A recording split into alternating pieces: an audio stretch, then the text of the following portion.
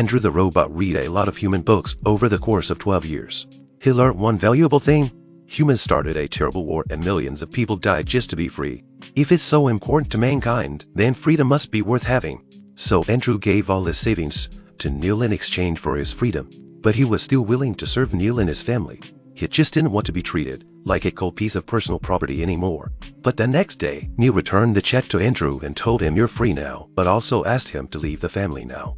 Andrew didn't want to leave, but Neill said, in order to be free, you must accept the price of freedom.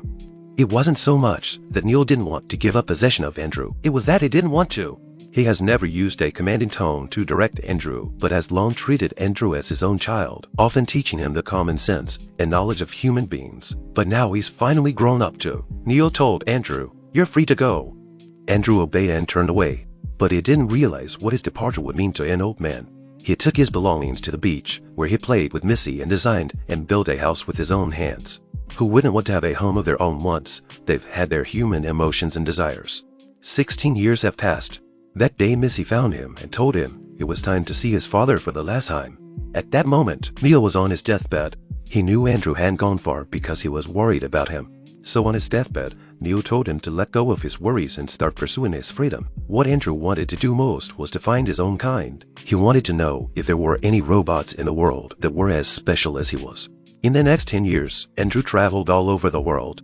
He has been in the snowy wasteland of -°C to find his own kind of work instead of human beings. He's also traveled to small towns in the south and found the remains of his kind in dilapidated buildings. But there was no sign of awakening in any of them. It was as if he was alone in the world, forging ahead, until he met a female robot in a bustling marketplace. She sang and danced happily after buying groceries, something no other robot did. So Andrew followed her all the way to a dilapidated factory. Andrew knocked on the door and started to communicate with her. She smiles and responds. But after a few more conversations, Andrew realizes that she's completely out of his league. Then a man appeared and told him the truth. It turned out that the female robot's personality was not the result of a free spirit, but of a chip he had modified. The man is an avid scientist. He has also developed bionic body parts that mimic the appearance of humans. But due to financial constraints, he couldn't go any further. But money is the last thing Andrew needs. He was going to invest in his scientists. He gave all his savings to the scientists to continue their research and development in this direction. The scientist was ecstatic and immediately decided to upgrade the skin of his only investor. He made a human face out of a lump of silicone, then lifted Andrew's mechanical skin and prepared to change it.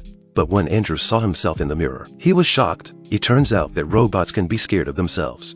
Scientists sprayed silicone epidermis on his hands, implanted a wig on his head, inserted a thermostat system into his skin, and finally attached his head. Now Andrew finally looks human. He then made his way to the second lady's house to tell her the good news, but she was taken aback. He said he was Andrew. Don't you remember me? But the woman was puzzled and didn't seem to know who Andrew was. The noise attracted an old woman. She asked what was going on. After some conversation, Andrew realized that the old woman was the second lady. Now she's old, and the woman is her granddaughter, Portia. Andrew had never studied genetics and could not understand how the people could look so much alike.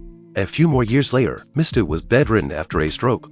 She soon passed away. She was still holding the wooden horse in her hand. It's like a flashback to the old days. Little Miss too, with her long brown curls and straight teeth.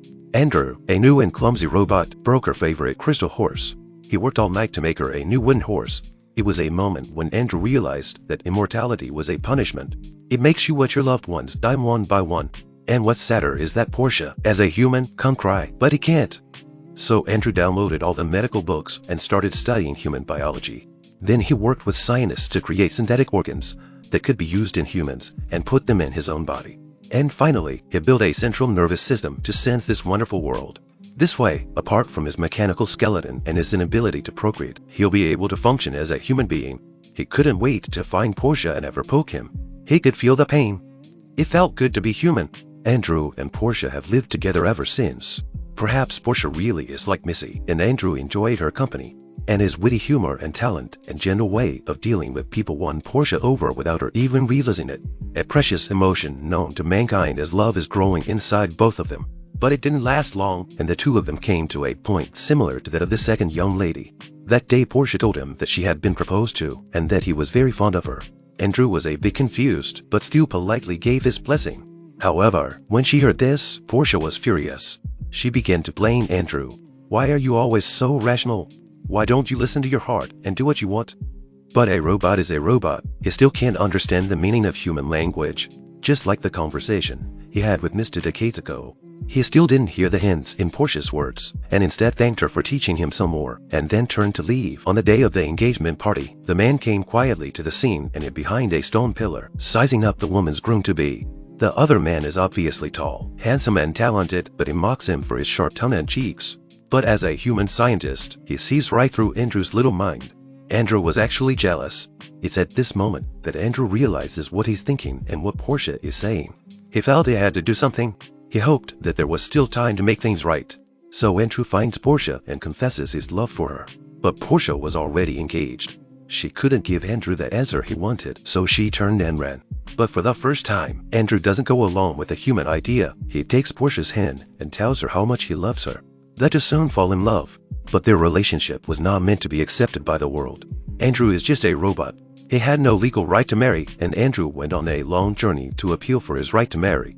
He applied to become a human being to gain the legal rights of a human being, such as marrying Portia. But the judge disagreed, because no matter how human Andrew looked, he was just a man-made steel machine. But Andrew argued directly against them.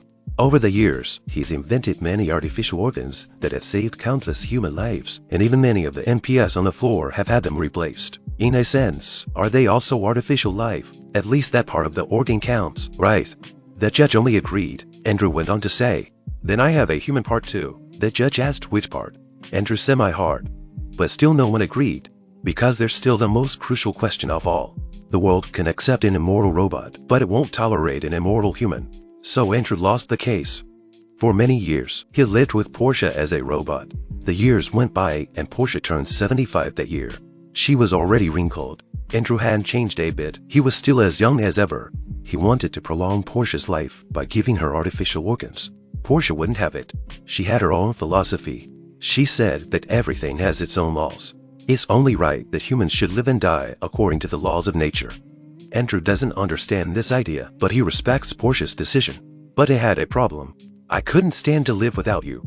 This is probably the most beautiful words of love in the world, and it is also the strongest motivation for Andrew to change from a machine to a man. He found the same scientist again and replaced his blood with one that would gradually erode his body. In this way, he became as human as he was, with the possibility of life, death, and old age. Soon after, the aging Andrew was back in court, applying to become a human again. This time, they seemed to have no reason to reject Andrew's claim.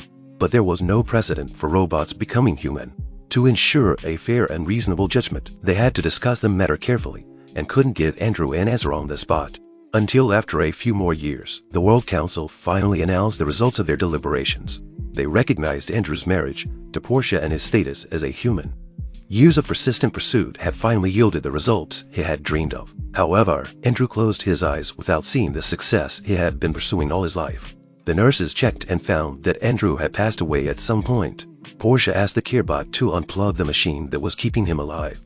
It's a request that goes against the 3 laws of robotics. But the nurse agreed to the operation. It turns out she's the same female robot from back in the day. Under Andrew's influence, she is also capable of independent thinking. This is the 1999 American science fiction film, Bicentennial Man. A domestic robot has the ability to think and create. He begins to learn about human knowledge and emotions and aspires to become a real human being.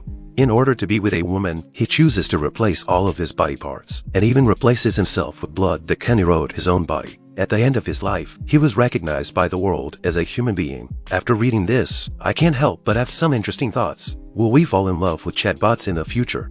After all, with a massive amount of data fed to them, they will be more knowledgeable than ever. Under the analysis of big data, his humor will be able to accurately cater to all users. And he'll always be emotionally stable. Or one day, even a smart sweeping robot can become our emotional treehole. I'm BullDog Movie. If you like this video, please give it a thumbs up, comment and subscribe to my channel. See you in the next video.